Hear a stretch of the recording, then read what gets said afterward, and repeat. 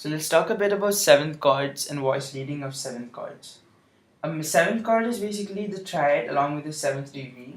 So a C major seventh, a chord would contain the C, the root, the major third, the perfect fifth, and the major seventh. So it would be a C major seventh chord. So the diatonic seventh chords in the key of C would be C major seventh, D minor seventh, E minor seventh, F major seventh, G dominant seventh, A minor seventh, and B minor seven flat 5. So since the harmony is laid out in the keyboard this way, it is difficult to move from every chord, one chord to another, playing every seventh chord in its root position. So what we do is voice lead between one chord to another. The concept of voice leading is actually very simple.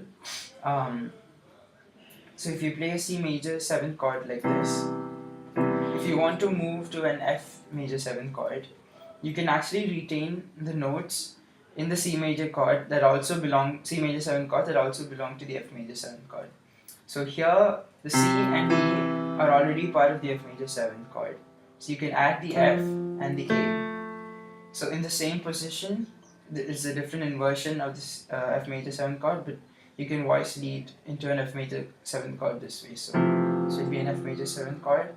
And if you want to move to an A minor 7th chord, you can retain the C and E again, and then you can play the G and the A. So it's A, C, E, and G. This is an A minor 7th chord. So voice leading becomes an easy way to move between chords without moving your hands too much, and it is also a useful tool for accompanying singers and other instruments. Let's look at how a melody can be harmonized using chords. I'm going to take the example of What a Wonderful World by Louis Armstrong, which is a melody that we all know. So it starts with the root, the major chord. So let's, in the key of C, it would be. It goes to minor third, and then the 4 into the minor 3.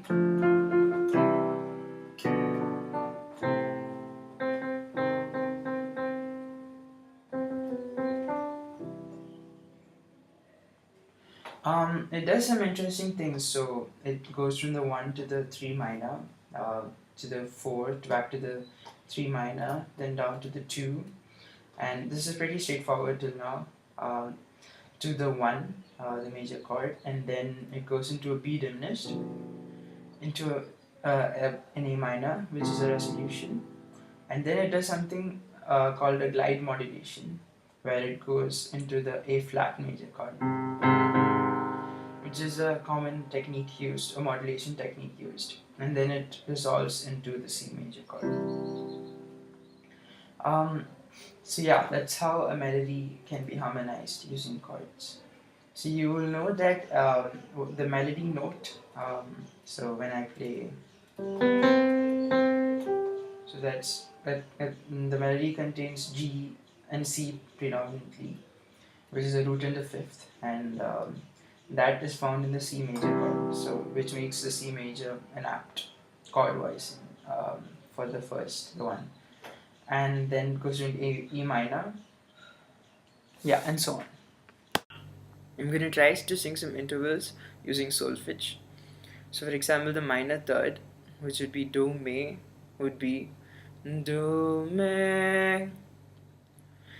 A perfect fifth, which would be do sol, would be do sol, do sol. So, a larger interval like do ti, which is the major seventh, can be sung by singing an octave do do ti do do ti do, something like that.